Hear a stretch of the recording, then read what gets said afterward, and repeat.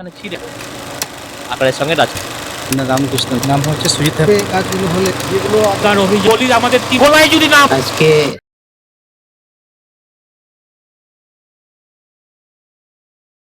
6টি কমিশন গঠনের দাবি নিয়ে রাষ্ট্রীয় বিকাশ কেন্দ্র যে অভিযান শুরু করেছে, জন অভিযান শুরু করেছে, আজ তা গাজলে এসে পৌঁছেছে। এখানে দেখতে পাচ্ছেন গাজলের এই যে মাঠ, সেই মাঠে বহু মানুষ জমায়েত হয়েছেন। তা দীর্ঘক্ষণ ধরে আমাদের কথা শুনলেন এবং তাদের মধ্যে থেকে জেনে নেব তাদের মনে কোনো প্রশ্ন রয়েছে কিনা এবং তারা আমাদের সঙ্গে যুক্ত হতে চান কিনা। আসুন তাদের সঙ্গে কথা বলবো সরাসরি। আপনি এখানে ছিলেন, তো মোটামুটি আজকের সভা থেকে কি সমস্ত বিষয়টা বুঝতে পেরেছেন? হ্যাঁ, আজকের এই সভাতে আমি বেশ কিছুটা বিষয় বুঝতে পেরেছি এবং তাতে খুবই ইন্টারেস্টেড, আগ্রহী। আমি এটাতে যুক্ত হতে চাই। আমার এলাকার লোক যাদেরকে নিয়ে আমরা আলোচনা করলাম, আশা করি তারা এই বিষয়টা বুঝেছে। তবে ওদের থেকে মানে মতটা নিলে আরো ভালো হয়। ওরা অনেকটাই বুঝেছে, এটা আমার মনে হচ্ছে। Thank you. কথা বললাম আমরা এক দাদার সঙ্গে, উনি আমাদের এই কর্মসূচির সঙ্গে যুক্ত হতে চাইছেন। আরো অনেকে রয়েছেন, দেখতে পাচ্ছেন জাতীয় পতাকা হাতে। আমরা তাদের সঙ্গেও কথা বলবো। নমস্কার দাদা, আপনার নামটা? আমার নাম রাজেশ হাঁসদা। আপনি তো আজকে কর্মসূচি সবকিছু শুনলেন, আপনার কি মনে হয় যে এই যে কমিশন গঠনের দাবি কি যুক্তিযুক্ত যে অভিযান? হ্যাঁ, অবশ্যই, কারণ আমরা যেটা আমাদেরকে শোনালেন, বলে শোনালেন, যেগুলো যা শুনলাম সেগুলো তো সব ভালোই লাগলো শুনে। কিন্তু আমাদের হচ্ছে যে সংগঠনের কথা যেটা উঠে আসছে, আমরা কিভাবে কাজ করব, আমাদের এই বিষয় নিয়ে কিছু আমাদের আলোচনা আছে। হ্যাঁ, সংগঠনের বিষয়। আপনি কি আন্দোলন বা এই যে কর্মসূচি হ্যাঁ, অভিযানটা আন্দোলন অভিযান যে শুরু হয়েছে, যেটা যুক্ত হতে চান? হ্যাঁ, আমরা তো যুক্ত হতেই চাই, কারণ আগে তো শোনা ছিল না, আজকে শুনে আমাদের তো খুব ভালো লাগলো। যাই হোক, এইটুকুই আমার কথা। আপনার নাম? রাজেশ হাঁসদা। আমি কথা বললাম আর এক দাদার সঙ্গে, উনিও আমাদের এই কর্মসূচির কথা শুনেছেন এবং কর্মসূচি শোনার পরে তিনিও খুব উৎসাহিত বোধ করেছেন এবং আগামী দিনে সকলের সঙ্গে কথা বলবেন বলে জানিয়েছেন। এবং তিনি এই পাশাপাশি আশেপাশে যে লোকজন তাদেরকেও এই সমস্ত কিছু জানাবেন, এই কথাও জানিয়েছেন। এবং তিনি সাংগঠনিকভাবেও শুধুমাত্র আমাদের সঙ্গে যুক্ত হওয়া নয়, আগামী দিনে সেখানে এলাকার লোকজনকে নিয়ে সাংগঠনিকভাবেও যুক্ত হওয়ার কথা তিনি জানালেন। এখানে আরো অনেকে রয়েছেন, কথা বলবো আমরা। অন্য আরেক দাদা রয়েছেন, ওনার সঙ্গে কথা বলবো তিনি কি বুঝবে এই ব্যাপারে। এই যে এখানে কমিশন গঠনের কথা বলা হয়েছে, 6টা কমিশনের কথা বলা হয়েছে, শিক্ষা কমিশন, স্বাস্থ্য কমিশন, রিসার্চ ডেভেলপমেন্ট কমিশন। এইসব কমিশন গঠনগুলো নিযুক্তিগত, আপনি কি মনে করেন এই কমিশনগুলো গঠনের প্রয়োজন রয়েছে? যেতে পারবে না, নিজের কষ্ট করতে সবাই এটাকে যেতে পারবে। ঠিক আছে, যদি একটা সংগঠন যদি হয়, সংগঠন থেকে সব কিছু সম্ভব। ঠিক আছে, আমি এইটুকুই বলবো। আপনি কি এই অভিযানের সঙ্গে যুক্ত হতে ইচ্ছুক? অবশ্যই। আপনি আশেপাশে যে লোকজন আছে তাদেরকে যে সংগঠিত করতে করে একটা যে অভিযান কর্মসূচিটা নিয়েছে, এই কর্মসূচিতে সক্রিয়ভাবে অংশগ্রহণ করতে আগামী দিনে থাকবেন? আগামী দিনে আপনাকে পাওয়া যাবে? হয়। নাম? আমার নাম বার্তা। ধন্যবাদ দাদা। আমরা আরেক দাদার সঙ্গে কথা বললাম এবং উনি খুব উৎসাহ প্রকাশ করলেন এবং জানালেন আমাদেরকে যে তিনি নিজে সব বুঝেছেন এবং অধিকার আদায় করতে যে সুবাদ পাওয়া যায় না, এবং কমিশন যে গঠনের কথা বলা হয়েছে সেই কমিশন গঠনের যৌক্তিকতা তিনি স্বীকার করে নিলেন।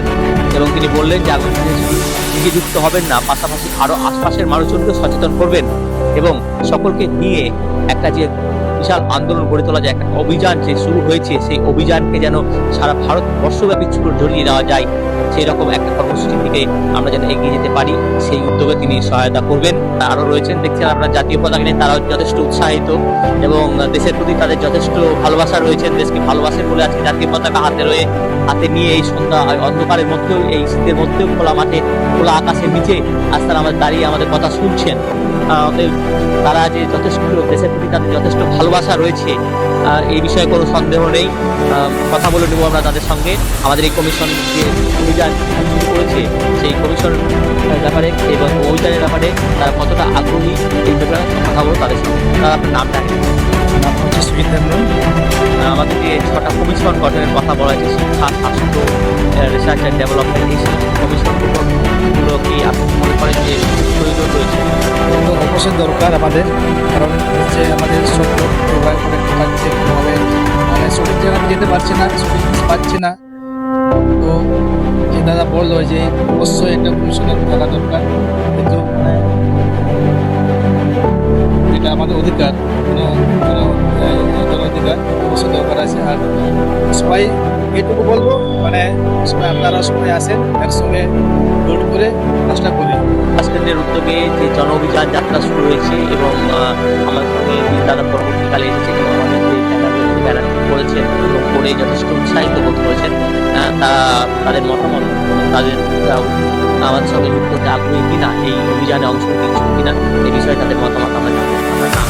আমার নাম রাজীব রায়।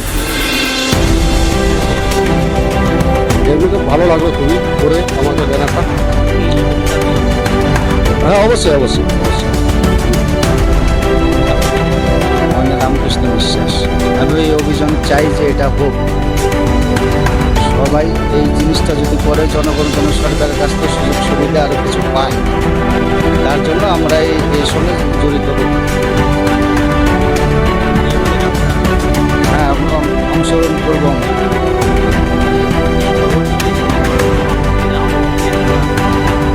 অবশ্যই থাকবে। দরকার, যেহেতু আমাদের অবশ্যই দরকার, বেকারত্ব একটা খুব খারাপ জিনিস। ধন্যবাদ। এখানে দুই দাদার সঙ্গে কথা বললাম এবং তারাও আমাদের আন্দোলনে এগিয়ে রাষ্ট্রীয় বিকাশ কেন্দ্র যে অভিযানটা শুরু করেছে সেই অভিযানে তারাও সামিল হতে চেয়ে ইচ্ছা প্রকাশ করেছেন এবং পরবর্তীকালেও তারা আমাদের সঙ্গে থাকবেন এই আশ্বাস তারা দিয়েছেন। এখান থেকে আগামী দিনেও তারা আমাদের সঙ্গে থাকবেন আশা প্রকাশ করব। আজকে আমরা উপস্থিত হয়েছি সমাজে উপরে যে যারা আছে চিন্তা করে আগামী দিনে যেগুলো আমরা চিন্তা ভাবনা করি সেটা হচ্ছে যে আমরা প্রত্যেকটা জিনিসের ক্ষেত্রে দেখেছি যে আমরা কোনো জায়গায় দাবি দাবা রাখতে গেলে সেই দাবাগুলো আমরা সম্পন্ন করতে পারি না।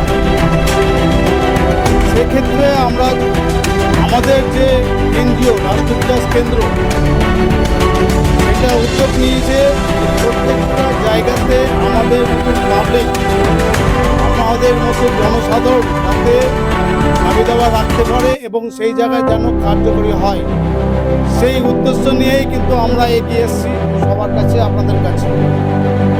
আমাদের বাড়ি মালদাতে আমাদের উদ্দেশ্য হচ্ছে যে জনসাধারণের যে মতামত, যে উদ্যোগ, সেটা যেন পশ্চিমবঙ্গ কেন ভারতবর্ষের জায়গাতে, যেটা দিল্লিতে গিয়েও যেন আমরা দাবিটা রাখতে পারি এবং আমাদের যে 10% যে জনসাধারণের যে দাবি দাবা, সেখানে আমাদের 10% জনপ্রতিনিধি থাকবে।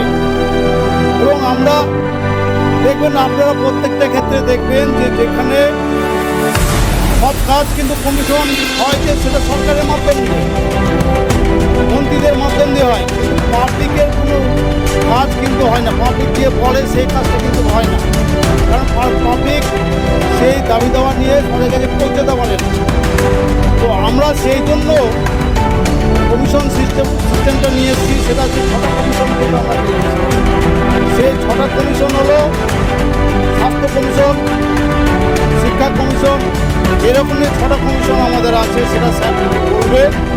তো আমি আমাদের যে উদ্যোগ রাষ্ট্র বিকাশ কেন্দ্র, সেই উদ্যোগটা নিয়ে আমরা এগিয়ে এসেছি এবং আপনাদের মতন ইয়াং জেনারেশনকে আমরা চাইছি যে যাতে আপনারা আমাদের পাশে থাকবেন এবং আপনাদেরকে নিয়ে আমরা কিন্তু কমিটি গঠন করব এবং বোর্ড গঠন করব, যেখানে আপনাদের মতন লোক থাকবে এবং আপনাদের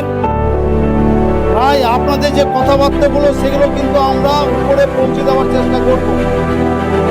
যার জন্য আপনাদের জনসাধারণের মতামত কিন্তু অবশ্যই গুরুত্বপূর্ণ।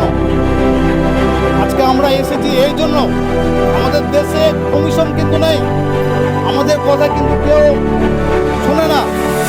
উপর মহলে যারা যারা যেটা ভাবে সেভাবে কাজ করে এগিয়ে আসে। তো আমরা চাইছি যে আপনাদের মতন পাবলিক আমাদের সঙ্গে থাকবে, আপনাদের তো জনসাধারণ আমাদের সঙ্গে থাকবে, তাহলে কি করবো তো আমি এই বিষয় নিয়ে আমি আমাদের স্যার যে আছে আমাদের বিকাশ কেন্দ্রের স্যার মুস্তাফিজুর রহমান মহাশয়, উনি আপনাদেরকে এই বিষয় নিয়ে যেগুলো কমিশন দিয়ে আমরা যাবো সম্পূর্ণভাবে আপনাদের আমি আর বিশেষ কিছু বললাম না, অন্ধকারও হয়ে গেল। স্যার একটু বলবেন। স্যার আপনি একটু বলুন। ধন্যবাদ সঞ্জয়দা। এখানে উপস্থিত প্রত্যেককে জানাই আন্তরিক অভিনন্দন যে আপনারা বিশেষ নিজের টাইমকে বার করে আমাদের এই মঞ্চে আপনারা এখানে উপস্থিত হয়েছেন এবং বিশেষ করে মাঝপাড়া এই যে এরিয়ার প্রত্যেক জনসাধারণদেরকে বলবো আপনারা যেভাবে সহযোগিতা করছেন আমাদের এই অভিযানকে, অধিকার অভিযান ও জন অধিকার অভিযান, বিশেষ করে এর অধিকারটা কী ব্যাপারে এই জিনিসটা আমাদের কিন্তু প্রথমে জানতে হবে। আমরা কিন্তু গণতন্ত্রে বাস করছি, লোকতান্ত্রিক প্রক্রিয়া আমরা কিন্তু আমাদের দেশ চলছে এবং আমাদের দেশে আমি একটু ভালো করে একটু জানিয়ে দিই তার আগে আমাদের বিভিন্ন জিনিস যেভাবে আমাদের শাসন প্রক্রিয়া চলে সেই ব্যাপারে একটু জানিয়ে দিই। আমাদের দেশ দুটো প্রক্রিয়ায় চলে, এটা রাজতন্ত্র, এটা হলো লোকতন্ত্র, কিন্তু আমরা আমাদের ভারতবর্ষ লোকতান্ত্রিক প্রক্রিয়ায় চলি। লোকতন্ত্র মানে কি? লোকের মাধ্যমে চলা। আমাদের দেশে জনসাধারণই হচ্ছে রাজা। আমরা পাবলিক যদি নিজের ভয়েসকে যদি না বলি বা নিজের ভয়েসকে বা নিজের যে আশা প্রত্যাশা বা দেশকে কিভাবে এগিয়ে নিয়ে যাবে, আমরা যদি সেই জিনিসটাই যদি উৎসাহিত না হই এবং না বলি কোনো কিছু, তো আমরা কিন্তু দেশকে ডেভেলপমেন্টের দিকে আমরা এগিয়ে নিয়ে যেতে পারব। সব থেকে বড় ইম্পর্টেন্স আমাদের জনসাধারণ। আমরা জনসাধারণ, আপনি যদি দৃষ্টি আকর্ষণ করেন যতটা ডেভেলপড নেশন রয়েছে, যেখানে ডেমোক্রেসি রয়েছে, দেখবেন প্রত্যেকটা জনসাধারণ এগিয়ে আসে এবং নীতি আদর্শ বা যে কোনো কিছু ইমপ্লিমেন্টস করে তারা কিন্তু প্রত্যেকে পাবলিকদের আওয়াজের মাধ্যমে ইমপ্লিমেন্টস করে। সুতরাং সেইভাবে আমরা আজকে জনসাধারণদের সামনে এসেছি। আমাদের এই জন অধিকার অভিযান আমাদের মালদা থেকে শুরু করে গোটা ওয়েস্ট বেঙ্গল প্রত্যেকটা ডিস্ট্রিক্ট থেকে শুরু করে বিভিন্ন জায়গায় আমরা যাব এবং জনমত সংগ্রহ করা হবে, পাবলিকদেরকে অ্যাওয়ারনেস এবং পাবলিকদের সঙ্গে কমিউনিকেশন, এবং তার সঙ্গে সঙ্গে আমরা পুরো ভারতবর্ষে আমরা যাওয়া হবে। আমরা মুখ্যমন্ত্রীকে আমরা জ্ঞাপন দেওয়া হবে, তারপরে আমরা আমাদের প্রধানমন্ত্রীকে দেওয়া হবে এবং তার সঙ্গে সঙ্গে আমরা পিআইএল ফাইলও করা হবে আমাদের রাষ্ট্র বিকাশ কেন্দ্র থেকে। কেন? অনেক ইম্পর্টেন্স। আমরা প্রথমে জানতে হবে যে আমাদের দেশ একটা লোকতান্ত্রিক প্রক্রিয়া এবং প্রত্যেক জনসাধারণকে জানা উচিত আমাদের দেশের সিস্টেম আছে। আমাদের যে সিস্টেম যে স্বাভাবিক যে রয়েছে, আমাদের প্রায় 80 বছর হয়ে গেল স্বাধীনতার, তো আমাদের এই ব্যাপারে আমাদের কিন্তু প্রত্যেককে জানা উচিত যে সিস্টেম কিভাবে আমাদের রান। আমরা যদি লোকতান্ত্রিক প্রক্রিয়া আমি যদি বলি, আমাদের 3টা পিলার রয়েছে। আমরা একটা জনসাধারণ, আমরা একটা সব থেকে বড় স্তম্ভ। দ্বিতীয় নম্বর পিলার হচ্ছে আমাদের কনস্টিটিউশন এবং তার সঙ্গে সঙ্গে আমাদের কনস্টিটিউশনকে যে আধার যে দিয়েছে আমাদের সমস্ত কিছু, যে আমাদের জনসাধারণদের পাবলিক রিপ্রেজেন্টেটিভ, এবং তার সঙ্গে সঙ্গে ইন্ডিপেন্ডেন্ট সংস্থা অনেক ইম্পর্টেন্ট। আমাদেরকে জানা উচিত যে কমিশন নিয়ে যে আমরা আপনাদের সঙ্গে যে সামনে যে এসেছি, আমাদের এই কমিশনগুলো হচ্ছে কিন্তু ইন্ডিপেন্ডেন্ট সংস্থা, কিন্তু অনেক কমিশন কিন্তু আমাদের ভারতবর্ষে নেই। এই যে আমরা যে এমপ্লয়মেন্ট বা আমাদের জব কমিশনের কথা বলছি, আমরা জব কমিশনের কথা বলছি কেন? যে আমাদের দেশে কোথায় কি জব লাগা দরকার, মানে কোথায় কোন ডিস্ট্রিক্টে পার স্কোয়ার কিলোমিটারে কতটা থাকা দরকার, কত জনঘনত্বের উপরে আমাদের জব থাকা দরকার যে দেশকে ডেভেলপমেন্ট করে নিয়ে যাবে, সেটা কিন্তু পাবলিককে আপনি যদি জিজ্ঞাসা করেন, আমার মনে হয় 1% জনসাধারণও জানে না সেই সমস্ত ব্যাপারে। তো আমাদেরকে প্রত্যেককে এগিয়ে আসতে হবে এবং আমরা জানবো, জানার জন্য আমরা আরটিআই ফাইল করব, তবে আমরা কোনো সব কিছু জানা যায়। কিন্তু তাছাড়াও আমরা আরটিআই ফাইল করতে গিয়ে আপনি দেখতে পাচ্ছেন যে আমাদের প্রায় 80% জিনিস আমরা ইনফরমেশন পাওয়া যায় না। অলরেডি গ্রাউন্ডেড কি জিনিস রয়েছে সেই সমস্ত জিনিস। কিন্তু আমরা যদি কমিশন, যেগুলো এক্সিস্টিং কমিশন, মানে বর্তমানে কমিশন অনেকগুলো রয়েছে, শিক্ষা দপ্তরেও কমিশন রয়েছে বা বিভিন্ন যেগুলো কমিশন রয়েছে, কিন্তু আমাদেরকে অনেকগুলো কমিশন এখনো শিক্ষা দপ্তরে দরকার আছে, স্বাস্থ্য মানে আমাদের হেলথে কমিশন দরকার আছে, আমাদের জবে কমিশন দরকার আছে। আমি কমিশন জিনিসটা বলছি কেন, অনেকজন আমরা সার্ভে করেছি যে 90% লোক আমাদের সার্ভেতে ধরা পড়েছে যারা কমিশনের ব্যাপারে জানেই না। কমিশনটা অ্যাকচুয়ালি ইন্ডিপেন্ডেন্ট সংস্থা, মানে আমাদের দেশে কিভাবে ডেভেলপ বা কোথায় কি প্রবলেম হয় সেই ব্যাপারে আমরা কমিশন থেকে আমরা জানতে পারি। মানে আমাদের দেশে যে লোকতান্ত্রিক প্রক্রিয়ায় যে আমাদের যে সরকার যারা থাকে তারা কিন্তু নিজস্ব অনুযায়ী তারা কিন্তু কাজ করে, নিজস্ব অনুযায়ী কাজ করে, কিন্তু আমাদের দেশে আমাদের কমিশন থাকে, সরকাররাও অন্যভাবে তারা কিন্তু কাজ করে। এবং দুর্ভাগ্যবশত আমাদের দেশে 24/7 আমি কিন্তু 12 মাসে আমাদের দেশে ইলেকশন হয়। তো সুতরাং বিভিন্ন জায়গাতে বিভিন্ন রকম ভাবে প্রোগ্রেস আমাদের বাধিত হয়। সেই সূত্রে আমি আপনাদেরকে বলবো আমাদের কমিশন অনেক ইম্পর্টেন্ট।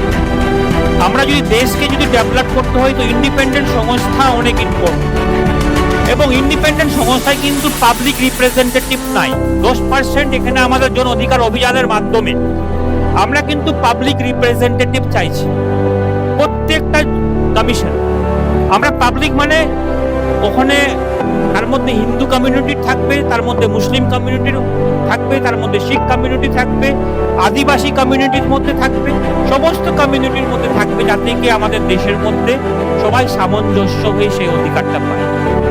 আমরা জানি ইলেকশন লড়তে গিয়ে প্রায় 10 কোটি 50 কোটি টাকার মতন লাগে, কিন্তু আমরা যদি কমিশনের মাধ্যমে যদি আমরা আসি, আমরা বাইনারি সিস্টেম, আমরা যদি লটারি প্রসেস, যদি বাইনারি সিস্টেম, আধার কার্ডের যে নাম্বার আছে আমরা তার উপরে যদি করা হয় তো ম্যাক্সিমাম আমাদের পাবলিক জনসাধারণ সেখানে কিন্তু চান্স পাবে টাকা খরচা না করে, এবং সে কিন্তু পাবলিককে অনেক কিছু জানানো যেতে পারে, যেটা আমরা কিছুই জানি না। তো আমি এখানে একটাই কথা বলবো, আমাদের এই জন অধিকার অভিযানের মাধ্যমে আমরা করতে যাচ্ছি সমাজে মানুষকে অ্যাওয়ারনেস করা, পাবলিক রিপ্রেজেন্টেটিভ জনসাধারণদের আমাদের কতটা ইম্পর্টেন্ট থাকা দরকার এই ব্যাপারে আমাদের কিন্তু অনেক ভাবে গুরুত্বপূর্ণভাবে আমাদেরকে জানা উচিত। আমরা যদি সেই সমস্ত জিনিস যদি না জানি আমরা কিন্তু দেশকে এগিয়ে নিয়ে যেতে পারবো না। পাবলিককে সজাগ হতে হবে, আমাদের বিশেষ করে ইয়াং জেনারেশনকে সজাগ হতে হবে। আমাদের যদি ইয়াং জেনারেশন যদি সজাগ না হয় আমরা কোনো মতে আমাদের দেশকে এগোতে পারবো। এই যে আমরা যদি বলি আদিবাসীদের জন্য যে সংরক্ষণ করা বা তাদের যে কোটা সংরক্ষণ, তার মাধ্যমে আন্দোলনের মাধ্যমে এসসি কমিউনিটির জন্য, এসটি কমিউনিটির জন্য, ওবিসির জন্য, কি আমরা যতক্ষণ না আন্দোলন করি, বা আন্দোলন মানেটা কি, আন্দোলন করা কি ফাইট করার না, লোকতান্ত্রিক প্রক্রিয়ায় এটা আপনার অধিকার রয়েছে। কিন্তু আমরা এখানে আন্দোলন না, আমরা শান্তিপূর্ণভাবে একটা অভিযান শুরু করি পুরো দেশের মধ্যে, যাতে আমাদের এই সমস্ত জিনিস প্রত্যেকটা পাবলিক জানে, এবং অভিযানের মধ্যে আমরা এটা পিআইএল ফাইল করে যাতে আমরা এই সমস্ত জিনিস ইমপ্লিমেন্ট। পিআইএল ফাইল করার আগে পাবলিক যদি সজাগ না থাকে, পাবলিক যদি আমরা না বোঝাই, এটা দায়িত্ব আমাদের। কোনো একটা অভিযান, জন অধিকার অভিযান, অনেকগুলো আপনি যদি হিস্ট্রি দেখেন আমাদের দেশে বিভিন্ন রকমের ডেভেলপ হয়ে এসেছে, তার জন্য অনেক মহাপুরুষরা তার জন্য ফাইট করেছে।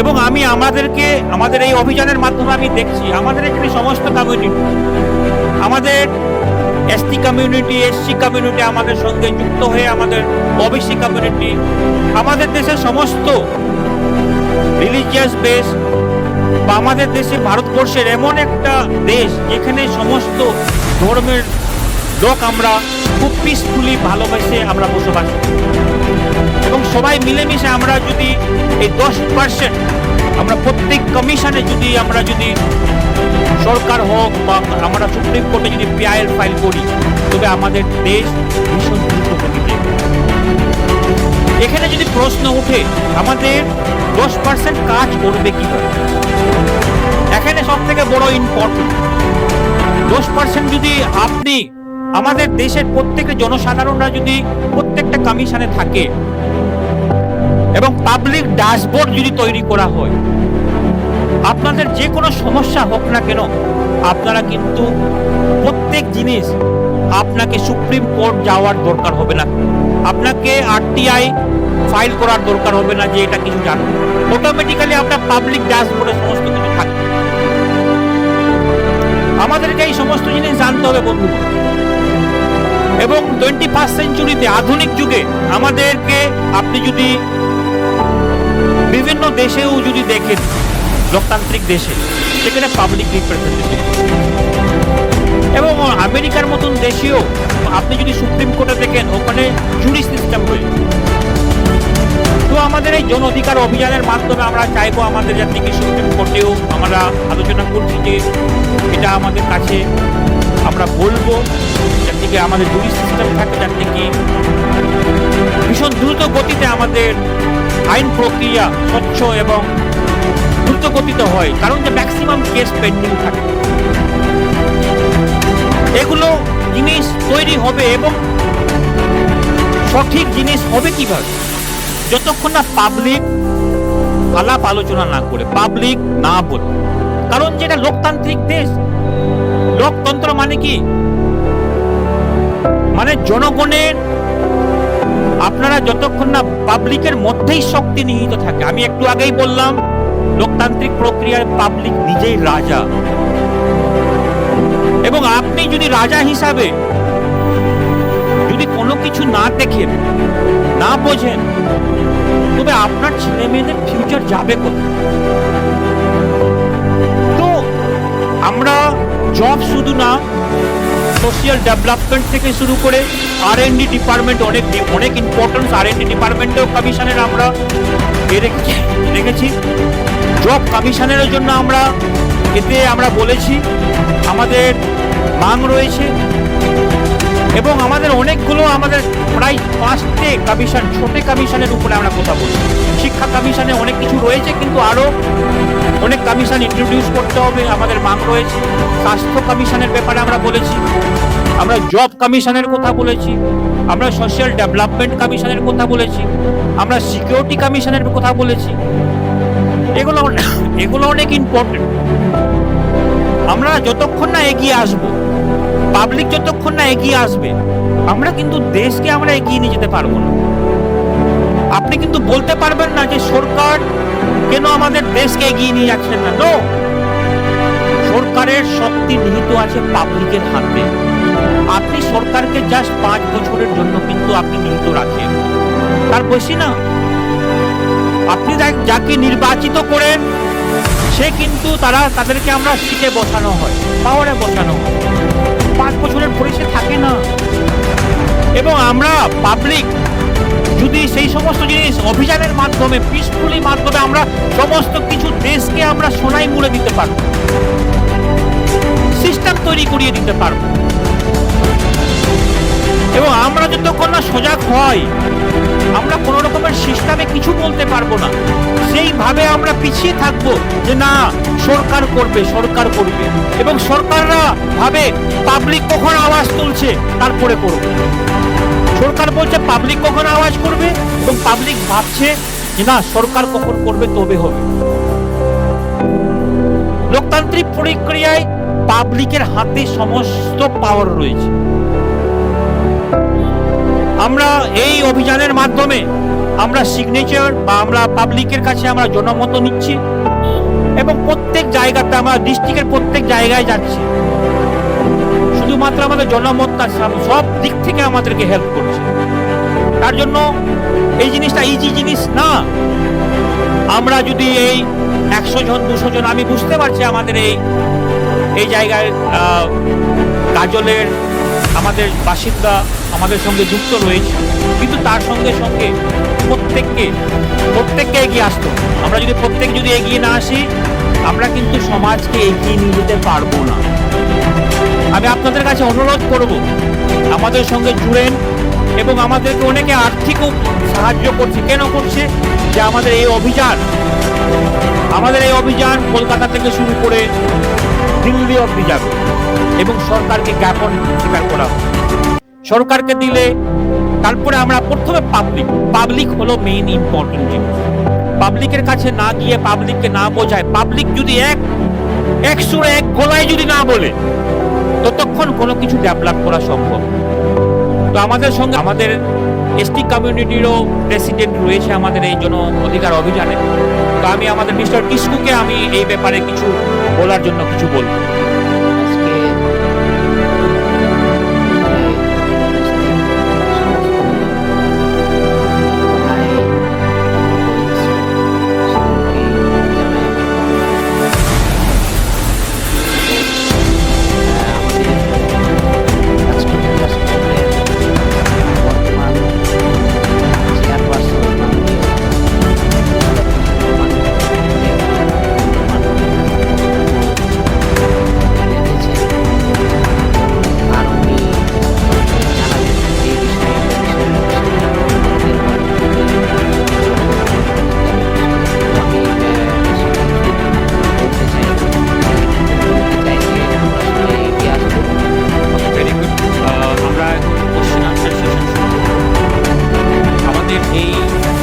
আজকে সবথেকে বড় ইম্পর্টেন্ট আমাদের কমিশন কিভাবে কাজ করবে সেই সমস্ত জিনিস নিয়ে আপনাদের কাছে অনুরোধ করব যে আমাদের এই অভিযান কিভাবে কাজ করবে, আমাদের মান 10% কিভাবে কি করবে। আপনাদের কাছে যদি কোনো প্রশ্ন যদি থাকে, আপনারা যদি প্রশ্ন করতে পারেন, আপনাদের কাছে যদি কোনো প্রশ্ন ইম্পর্টেন্ট জানা দরকার, কারণ যে এটা আমাদের ভবিষ্যতের ব্যাপার।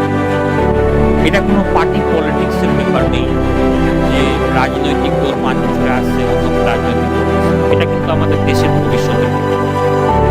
তো আমি চাইব যে প্রত্যেককে কাছে অনুরোধ করব যে আপনারা বিশেষ করে প্রশ্ন আমাদের করবেন এবং আমাদের এই কাজল কালকে নিজে এসে কাজলেও আমরা আজকে এসেছি অভিযানের মাধ্যমে। তো আপনাদের যদি কোনো প্রশ্ন থাকে, আপনারা কোনো ব্যাপারে আমাদের এই অভিযানের ব্যাপারে বলছি আমরা এটার পরে মানে আমাদের অতটা অভিজ্ঞতা নেই যে কি কি কাজ হবে বা কাজ করবেন আপনারা। আমাদের জানার বিষয় আছে যে মানে আপনারা মানে কিভাবে কাজ করবেন আর কি কি কাজ আছে বা আমরা মানে কাজ করতে পারবো। অবশ্যই এটা খুবই আনন্দিত কাজ বলতে এটা আমাদের লোকতান্ত্রিক অধিকার এবং প্রত্যেকটা জনসাধারণদেরকে এটা কাজটা এটা লোকতান্ত্রিক হিসাবে যে দায়িত্ববোধ সেই সমস্ত অনেক ইম্পর্টেন্টলি আমাদের কিন্তু বোঝা উচিত। আমরা যদি জন অধিকার অভিযান এমন একটা অভিযান যেটা আমাদের দেশকে স্ট্রং করবে, এই অভিযান আমরা ছোটা কমিশনটা কি ইন্ডিপেন্ডেন্ট সংস্থা যেভাবে আপনি ইলেকশন কমিশন দেখছেন বা সুপ্রিম কোর্ট দেখছেন। কমিশন বলছেন না, জিনিসটা মানে আমাদের শুনতে তো আমাদের মানে শুনতে খুব ভালো লাগছে, বুঝতে পারছেন জিনিসটা কি? ওকে, ধরেন আমাদের দেশ যেভাবে চলে না, যেভাবে আমাদের দেশ প্রক্রিয়ায় চলছে, যেভাবে আমরা পঞ্চায়েতকে ইলেক্টেড করি 5 ইয়ার্সে, বা আমরা ইলেক্ট করি রাজ্য সরকারকে, বা আমরা ইলেক্ট করি কেন্দ্র সরকারকে, করি তো এই 5 বছরের জন্য আমরা ইলেক্ট করি। কিন্তু কেউ যখন 5 বছরের পরে কেউ আসতে গেলে কেউ বলছে আমার সরকার যখন ছিল তখনই আমরা কাজ করব, 5 বছরের পরে আমার সরকার নেই, আমি জানি না, পাওয়ারে নেই, কাজ করতে পারছি, তাই না? এরকমের অজুহাত তো শুনতে পাচ্ছেন তো পাচ্ছেন। অনেক কিছু আছে, কোনো একটা সরকার প্রকল্প রাখলে হচ্ছে, কিন্তু এই কমিশন থাকতে গেলে কি হবে, পাবলিকরা সমস্ত কিছু গ্রাউন্ডের রিয়ালিটি জানতে পারবে। নেতাগুলো তো সবকিছু করবেই, সেটা কোনো প্রশ্নই নেই। নেতাদের অনেক বড় একটা স্তম্ভ রয়েছে আমাদের দেশে লোকতান্ত্রিক প্রক্রিয়ায়, কিন্তু কমিশন বা ইন্ডিপেন্ডেন্ট সংস্থাদেরও অনেক বড় একটা স্তম্ভ, কারণ যে ডাইরেক্ট সরকারের বাধা ছাড়া তারা কিন্তু কাজ করে। বুঝতে পারলাম? সরকারের বাধা ছাড়া ওরা কিন্তু 12 মাসই কাজ করবে। ইলেকশনের ব্যাপারটা সেটা না দেখে তারা 12 মাসই কাজ করবে।